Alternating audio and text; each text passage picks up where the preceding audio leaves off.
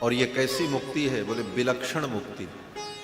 शरीर रहते हुए मुक्ति का आनंद पा लेना, जिसको कहा जाता है जीवन मुक्त। जीवन में रहते हुए हम मुक्ति का अनुभव कर लें। क्यों? बोले भगवान के कैंकर्य में, सेवा में सुख मिलने लग जाए। भगवान श्री रामानुजाचार्य जी के विषय में यही कहा जाता है, कैंकर्य लक्षण विलक्षण मोक्ष भाजो रामानुजो विजयते यति राजराज।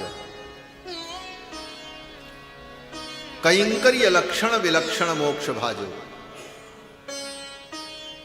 जिन्होंने कैंकर्य को ही विलक्षण मोक्ष माना। विलक्षण मोक्ष, जो मोक्ष है वैकुंठ को प्राप्त कर लेना मोक्ष, ब्रह्म भाव को, सायुज्य भाव को प्राप्त कर लेना मोक्ष। मोक्ष के जो 4 भेद बताए, सायुज्य, सामीप्य, सालोक्य, सार्ष्टि, 4 प्रकार की मुक्ति का वर्णन है। सायुज्य मुक्ति, भगवान में मिल जाना। जैसे एक बूंद पानी लेकर के आप जाओ और समुद्र में डाल दो, अब वो बूंद कहां गई? समुद्र हो गई। अब उस बूंद को कोई खोज नहीं सकता, कोई दुनिया का वैज्ञानिक उस बूंद को नहीं खोज सकता, वो तो गई। अब समुद्र बन गई वो। जिस प्रकार एक बिंदु सिंधु में पड़कर सिंधु बन गया, उसी प्रकार यह जीव जो स्फुलिंग है, माने चिनगारी के समान है, यह जीव उस अनंत परमात्मा में विलीन हो गया। इसका नाम सायुज्य मुक्ति। सायुज्य, उसी में मिल गया। दूसरी मुक्ति सामीप्य, भगवान की अत्यंत समीपता को प्राप्त कर लेना। जो प्रेम भाव से भगवान की उपासना करते हैं, उनका भाव होता हम भगवान के समीप में रहें, तो भगवान उनको अपने बहुत समीप में रखते हैं। वे मुक्तात्मा कौन है? बोले वो मुक्तात्मा भगवान के आभूषण और श्रृंगार बनकर के सदा भगवान के समीप रहते। भगवान के कान का कुंडल, वो कान का कुंडल कोई सोना चांदी और किसी धातु और किसी नग का बना हुआ थोड़ी। वो कान का कुंडल क्या है? बोले भगवान के कान का कुंडल कोई दिव्य जीवात्मा भगवान का परम भक्त है, जो भगवान के अत्यंत समीपता को चाहता था। भगवान अपने कानों में उसको धारण किए हुए हैं, जब चाहे वो भगवान के कपोल का चुंबन करता रहता। वो सामीप्य मुक्ति।